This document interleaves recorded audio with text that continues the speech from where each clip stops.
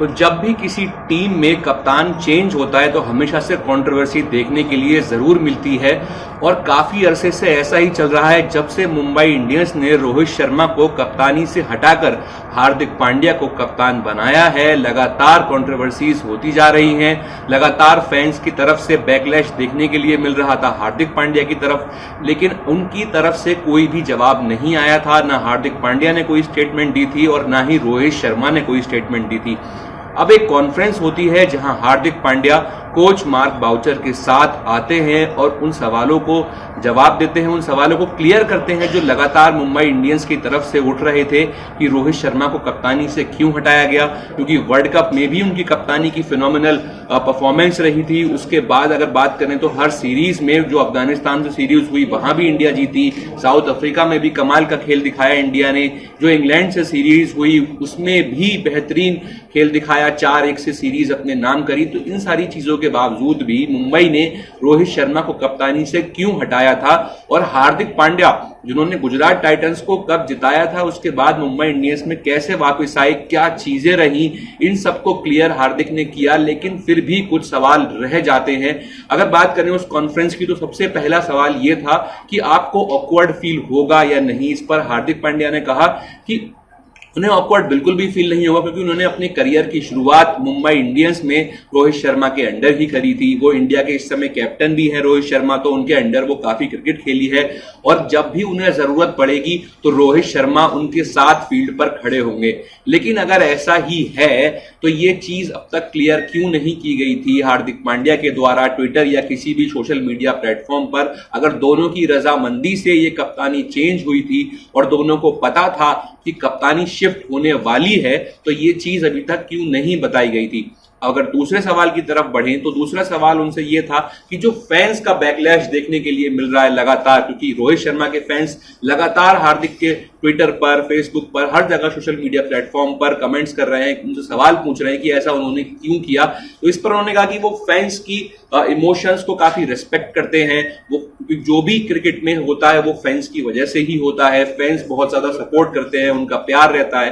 तो अगर fans backlash भी कर रहे हैं तो उन्हें वो भी एक्सेप्टेबल है, वो चीज जो कि फैंस उन्हें दे रहे हैं, क्योंकि इतनी इज्जत भी उस मुकाम पर, जिस मुकाम पर इस समय हार्दिक पांड्या है, फैंस ने ही पहुंचाया है और उनकी परफॉर्मेंस ने पहुंचाया है। तो वो सारी चीजों को मद्देनजर रखते हुए हार्दिक पांड्या ने कहा कि फैंस की भी जितने भी इमोशन है वो उसे एक्सेप्ट करते हैं और उनकी इज्जत भी करते हैं। अगर बात करें तो हार्दिक पांड्या से जो मेन सवाल जो पूछा गया इस कॉन्फ्रेंस में वो ये था कि क्या आपकी रोहित शर्मा से अभी तक बात हुई है? तो इस पर उन्होंने कहा कि नहीं। अगर ये सारी चीजें क्लियर हैं, इतनी सॉर्ट आउट है रोहित शर्मा और हार्दिक पांड्या के बीच, तो अभी तक हार्दिक पांड्या की रोहित शर्मा से बात क्यों नहीं हुई है? ये एक बड़ा सवाल है। क्या रोहित शर्मा ने उन्हें कांटेक्ट करने की कोशिश नहीं करी या हार्दिक पांड्या ने रोहित शर्मा से बात करने की कोशिश करी? और बात यह है कि रोहित शर्मा अभी तक मुंबई के कैंप में से जुड़े भी नहीं है। वो रणजी ट्रॉफी के फाइनल में ड्रेसिंग रूम में भी नजर आए थे, लेकिन वो कैंप से नहीं जुड़े। तो ये सारी जो सब चीजें होती हैं तो काफी सवाल उठते हैं टीम कॉम्बिनेशन पे, टीम के मैनेजमेंट पे, कि आप एक खिलाड़ी को किस तरीके से डील कर रहे हैं। जिस खिलाड़ी ने आपको 5 आईपीएल ट्रॉफी जिताई हैं उस खिलाड़ी के साथ कैसी डीलिंग हो रही है, कैसा बिहेवियर हो रहा है। और हार्दिक पांड्या का ये कहना कि अभी तक उनकी रोहित शर्मा से बात नहीं हुई है, ये और ज्यादा कंट्रोवर्सी क्रिएट करने वाला स्टेटमेंट था। अगर बात करें तो उनसे ये भी पूछा गया कि आप वर्ल्ड कप में इंजर्ड हो गए थे, उसके बाद आप किसी सीरीज में दिखाई नहीं दिए, अब आप सीधे आईपीएल खेलने आ गए हैं। क्या आईपीएल के लिए ही आप फिट थे? आईपीएल के लिए ही आप इतने समय से नहीं खेल रहे थे? तो इस पर भी हार्दिक ने सफाई दी और कहा कि मैं फिट नहीं था और जो वर्ल्ड कप में इंजरी हुई थी वो एक फ्रेश इंजरी थी, उसका पिछली इंजरियों से कुछ भी लेना देना नहीं था। एक फ्रेश इंजरी थी और उसे अपना टाइम चाहिए था हील होने में। लेकिन अगर ऐसा ही है तो उन्होंने ये भी कहा था कि वो अफगानिस्तान की सीरीज जब शुरू हुई थी उससे पहले लगभग उसके दौरान ही फिट हो गए थे। तो अगर ऐसा था तो हार्दिक पांड्या को इंग्लैंड से हुई टेस्ट क्रिकेट सीरीज में अपना नाम देना चाहिए था, बताना चाहिए था कि मैं फिट हूं। वो एनसीए में वहां पर लगातार ट्रेनिंग कर रहे थे, मुंबई के लिए ट्रेनिंग कर रहे थे। तो अगर वो फिट थे तो उन्हें बोर्ड को बताना चाहिए था कि मैं फिट हूं।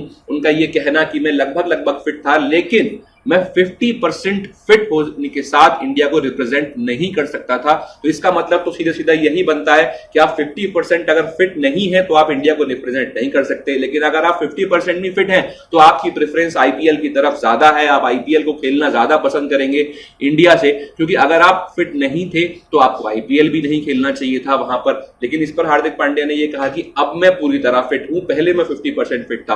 तो ये तो बड़ी कंट्रोवर्शियल बात होती है कि खिलाड़ी जब इंडिया के खेलने की बात आती है तो 50% या 60% फिट होकर बताते हैं, लेकिन जब आईपीएल खेलने की बात होती है तो वो 100% फिट हो जाते हैं। पता नहीं ये कैसे होता है, लेकिन वो पूरी तरह फिट हो जाते हैं और आईपीएल के सारे मैचेस भी खेलते हैं। क्योंकि इस पर भी उनसे सवाल पूछा गया था कि क्या आप आईपीएल के सारे मैचेस खेलेंगे या आप बॉलिंग भी करेंगे आईपीएल में, तो उन्होंने कहा जी हाँ, वो बॉलिंग करते हुए भी नजर आएंगे। और उन्होंने खुद कहा कि आईपीएल के तो शायद ही उन्होंने 1-2 मैच मिस किए हो, वरना सारे ही मैचेस उन्होंने खेले हैं, सारे मैचेस खेलने की कोशिश करी है। तो ये चीज जब एक खिलाड़ी बोलता है कि मैं आईपीएल के कोई भी मैच मिस नहीं करना चाहता, ना कोई मैच मैंने अभी तक मिस किए हैं, और उधर आप अगर नेशनल क्रिकेट टीम के लिए देखें तो टेस्ट क्रिकेट में आपने कब से अपनी मौजूदगी नहीं दिखाई। उसके बाद अगर वनडे टी20 की बात करें तो वनडे में भी आप कई बार अनफिट होते रहे, टीम से बाहर जाते रहे, और टी20 का तो खैर वो कप्तान भी थे, लेकिन उसके बावजूद भी कभी कभार वो फिट नहीं हुए।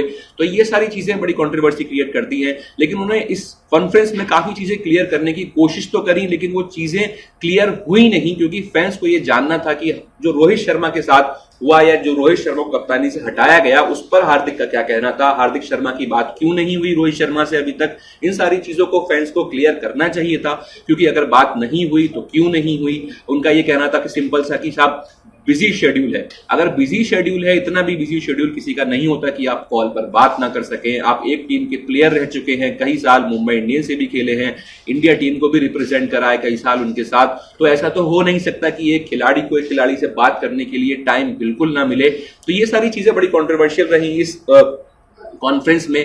अब इन चीजों का देखना है कैसे क्लियर होंगी। जहां तक हमें लगता है कि क्लियर तो ये तभी होंगी जब रोहित शर्मा भी अपनी तरफ से कुछ कहेंगे, या रोहित शर्मा जब मुंबई के कैंप को ज्वाइन करेंगे, जब वो कुछ बताएंगे तो ज्यादा क्लैरिटी जब आएगी, जब दोनों तरफ से चीजें खुलकर सामने आएंगी कि क्या हुआ है, किस तरीके से कप्तानी को शिफ्ट किया गया है, क्या दोनों की रजामंदी थी या दोनों एग्री नहीं थे इस चीज पर। तो देखना अब ये होगा कि जब रोहित शर्मा सामने आते हैं तो वो क्या कहते हैं। दोस्तों इस वीडियो में बस इतना ही, और अगर ये वीडियो आपको पसंद आई हो तो वीडियो को लाइक करें और चैनल को सब्सक्राइब जरूर कीजिएगा। धन्यवाद।